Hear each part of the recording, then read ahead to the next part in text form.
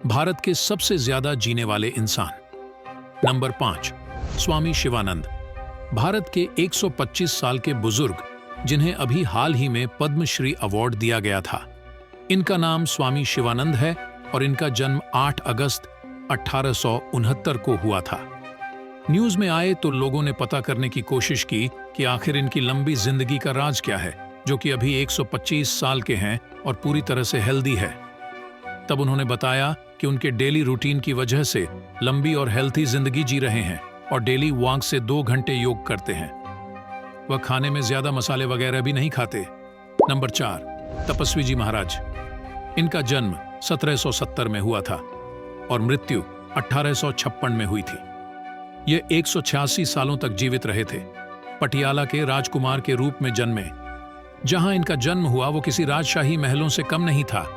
इनके लंबे समय तक जीवित रहने का रहस्य है कि उन्होंने दशकों तक कठोर तपस्या की और अपनी जवानी वापस पाने के लिए प्राचीन वैदिक तकनीक का उपयोग करते हुए कायाकल्प उपचार का 3 बार इस्तेमाल किया। यह बहुत कठिन तपस्या होती है। कायाकल्प उपचार एक प्राचीन वैदिक तकनीक है जो शरीर को जवान और स्वस्थ रखने के लिए इस्तेमाल की जाती है। नंबर 3, देवराहा बाबा। देवराहा बाबा इंडिया के उत्तर प्रदेश से थे। इनका जन्म 1740 में हुआ था और मृत्यु 1990 में हुई थी।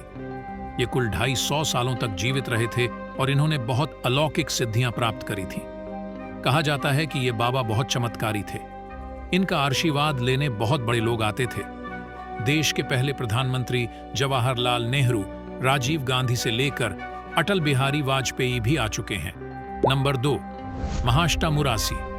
यह शख्स पिछले 131 साल से जीवित है और जो अभी भी अपनी मौत का इंतजार कर रहे हैं। उत्तर प्रदेश के वाराणसी के रहने वाले महाष्टामुरासी अपने बारे में बताते हुए कहते हैं कि उन्हें लगता है कि मौत उनके घर का रास्ता भूल गई है। मुरासी अपने बारे में बताते हैं कि उनका जन्म 1835 में बेंगलुरु में हुआ था। 1903 में मुरासी बेंगलुरु से वाराणसी रहने के लिए आ गए। तब से आज तक वे वाराणसी में ही रह रहे हैं। नंबर 1, श्री शिव प्रभाकर। एक ऐसे बाबा के बारे में बताने वाले हैं जो 200 या 300 साल नहीं बल्कि 723 साल तक जीवित रहे।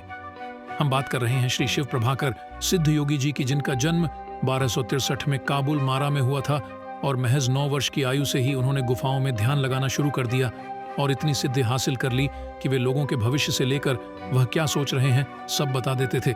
और यहाँ तक कि कुछ लोगों का कहना है कि जब बाबा ध्यान लगाते थे तो वे हवा में उड़ने लगते थे।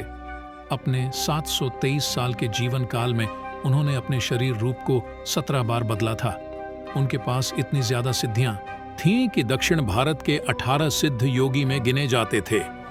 6 अप्रैल 1986 को उन्होंने केरल के पहाड़ों में समाधि ले ली।